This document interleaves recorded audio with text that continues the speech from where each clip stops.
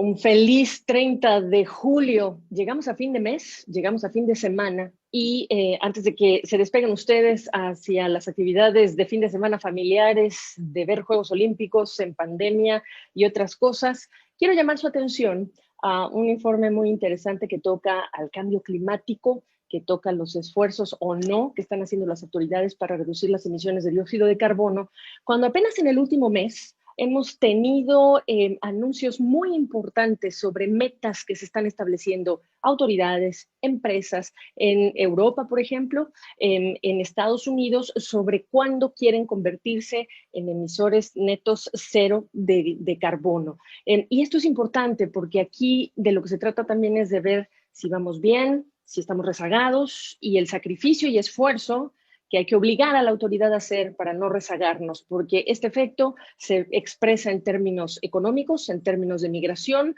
en términos de oportunidades, incluso de trabajo. El día de hoy quiero llamar su atención a un informe muy interesante que se refiere o se relaciona con las emisiones de metano.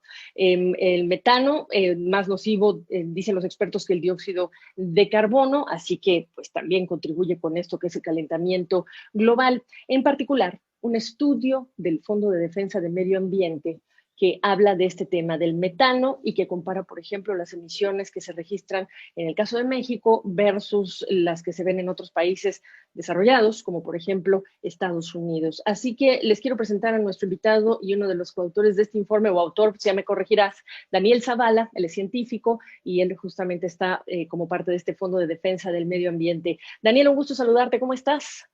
Bien, Gaby, muchas gracias por la oportunidad de hablar de este tema tan importante hoy en Por día. supuesto. Ahora, simplemente para explicar dos cosas. La primera, háblanos más de este Fondo de Defensa del Medio Ambiente, quiénes son, quiénes lo integran, para empezar, y después recordarle a la gente que incluso el metano también se puede capturar y también se puede hacer algo productivo o de provecho con él. Claro, el Environmental Defense Fund somos una ONG internacional enfocada en temas ambientales eh, y creo que alguna de las cosas que nos distingue es que a los temas a los que decidimos entrarle son temas en los que podemos proponer soluciones. Evidentemente, lanzar la alarma de que hay que actuar, pero también eh, poner cuáles son las cosas que podemos hacer para mejorarlo. Y creo que ese es a lo mejor el aspecto distintivo del metano, ¿no? O sea, es un problema muy importante. De hecho, contribuye a cerca de un cuarto del calentamiento global que ya experimentamos hoy en día, pero también representa una gran oportunidad a nivel mundial porque las soluciones para controlar este contaminante están a la mano y no requieren grandes avances tecnológicos. ¿Cómo qué tipo? Yo te cuento, estuve hace algunos años en Costa Rica y chicos que estudiaban en la Universidad Earth, a la que le tengo mucho cariño, nos llevaban, por ejemplo, a tours a los hoteles en donde nos mostraban cómo se aprovechaba el metano para generar energía bueno, pues alimentar la operación de un proyecto de negocios como puede ser un hotel. Exacto. Es que la cuestión con el metano es que al final del día es un combustible, ¿no? O sea, es el principal componente del gas natural. Ahora, de dónde se emite? Las principales fuentes serían la industria petrolera a nivel mundial, el sector ganadero y, por ejemplo, también el sector, por ejemplo, de los residuos sólidos o los tiraderos de basura. Entonces, en cada uno de esos podríamos empezar a ver, como tú bien decías, cómo se captura el gas o cómo se evita que el gas se vaya a la atmósfera.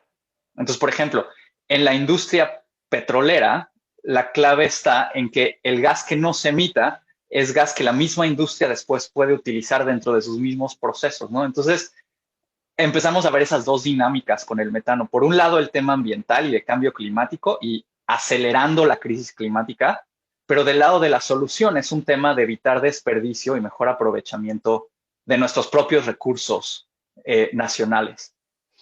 En términos bien fáciles, la idea es eliminar el metano, la idea es capturar y tener sistemas para capturarlo y reusarlo o Creo que aprovecharlo. creo que tiene que ver con las dos partes, ¿no? O sea, todos estos estudios y reportes que mencionabas al principio de que el planeta tiene que moverse de manera acelerada a emisiones netas de cero, nos dicen que tenemos que salirnos de los combustibles fósiles lo más rápido posible.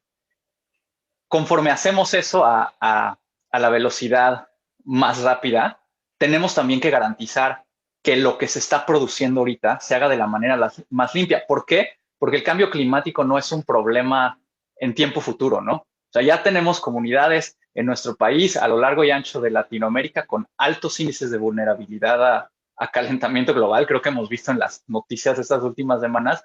Entonces, el cambio climático no es un tema que puede esperar a la alta introducción de, por ejemplo, de las energías renovables, ¿no? Y ahí es donde el metano es clave, porque las emisiones, y esto es lo que dice un poco este estudio, son altísimas. Y no es solo un problema de México, ¿no? Pero entonces es reducir las emisiones de metano, es algo que tenemos que reducir ya, hoy en día. No, y te lo pregunto porque aquí la idea es decir, bueno, vemos o nos acercamos o estamos pensando en tiraderos de basura. La pregunta es, ok, ¿cuán dinámico es un lugar muerto o es un lugar a partir del cual también se están aprovechando, pues, digamos, esta oportunidad del metano? Es de ahí de donde viene mi pregunta. Y tú estás acompañándome desde los Países Bajos y al menos en estas últimas 3 semanas hemos hablado de las lluvias extremas, inundaciones extremas con fallecidos y desaparecidos, por ejemplo, en Alemania, en Bélgica. Hemos estado hablando de incendios terribles que están consumiendo áreas enormes en el oeste de los Estados Unidos. Hemos hablado de mejillones que se cocinan, que hierven por las temperaturas del agua. Hemos hablado de salmones, también en España, en el primer caso, no recuerdo el segundo de los salmones, pero lo que queremos decir con todo esto es que efectivamente hay que poner manos a la obra. Y esta conversación no es para generar alarma, pesimismo, porque ya sabes que a nosotros los periodistas nos dicen que somos pesimistas, pero no, lo que queremos es crear cultura. Y quiero que nos hables de este informe que ustedes hicieron en el que hablan de las emisiones de metano, en el caso de México, lo que encontraron, claro, por utilización de gas natural, pero como tú dices, también por asuntos de aguas residuales, que es uno que no hemos mencionado, pero que trae tu informe, y rellenos sanitarios.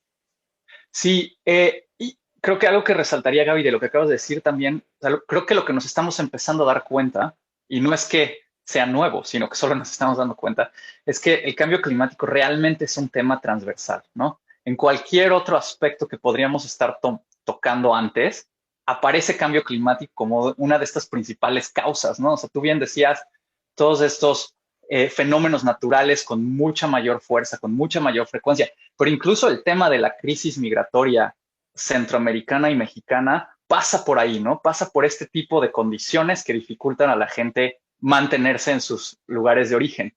Entonces, de ahí que, como tú bien decías, las soluciones que tengamos hoy en día para cambio climático permiten afectar todas estas implicaciones sociales de gran relevancia. Y lo que se ha resaltado a nivel mundial es que el metano, entre todas las cosas que podemos hacer hoy en día por cambio climático, el metano aparece como una de las más costo efectivas. Entonces, es desde el tema económico una de las primeras opciones que se pueden tomar a nivel mundial para realmente avanzar hacia las soluciones. En el caso de México, lo que nos dimos cuenta, y esto es algo que nos hemos dado cuenta en cada lugar del mundo donde hemos medido emisiones de metano directamente, es que los datos eran muy inciertos. Entonces, ¿qué pasa cuando los datos son inciertos? Es difícil saber dónde tienes que ir tú a aplicar las soluciones, ¿no? O sea, muchas veces no era claro incluso dónde estaban las emisiones más altas y tampoco qué tan grave es el problema. Entonces, para no hacer el cuento muy largo, las dos cosas que aprendimos a nivel general de este estudio al medir de manera directa es, uno, que las emisiones de metano en nuestro país, específicamente del sector petrolero, son mucho más altas de lo que se pensaba basado en reportes oficiales. Es decir, el problema y la necesidad de actuar es mucho más urgente. Y la segunda cosa es que este estudio nos da información de las regiones donde deberíamos enfocar o priorizar acciones, ¿no? ¿Cómo logramos esto? Ha habido una revolución en los últimos 3 años en instrumentos y sensores y tecnologías que permiten monitorear la contaminación de manera en general. Nosotros utilizamos uno de estos que es un satélite de la Agencia Espacial Europea que se llama Tropomi y que está tomando fotos de manera diaria de todo el planeta. Y a partir, digamos, de esas fotos, se obtiene o se cuantifica de manera directa qué tanta contaminación de metano hay en un punto en específico. Entonces nosotros nos centramos en México y a partir de esos datos satelitales sacamos esta pintura o este mapeo con gran certeza de qué tanto se emitía y dónde se emitía. Para dimensionar con números, ¿cuánto se emite? ¿Cuál es el parámetro ideal, etcétera? Claro. ¿Cuánto se emite? 1.3 millones de toneladas al año, que eso a lo mejor es difícil decir, es poco o mucho, ¿no? Entonces, las dos maneras de entenderlo eso, si transformamos eso al tema económico, serían por lo menos una pérdida de 4.400 millones de pesos al año. ¿Qué sería? Eso sería suficiente para cubrir un tercio del presupuesto que asigna el gobierno mexicano a cultura. Sería suficiente para cubrir el 20% de lo que la industria petrolera en México consume de gas natural. Eso nos empieza a hablar del desperdicio, ¿no? Una buena manera es compararlo con lo que pasa en otros países. Como tú bien decías, podemos ver qué cantidad del gas que se produce en México se está emitiendo y mandando a la atmósfera. Eso nos da casi 5%, 4.7%.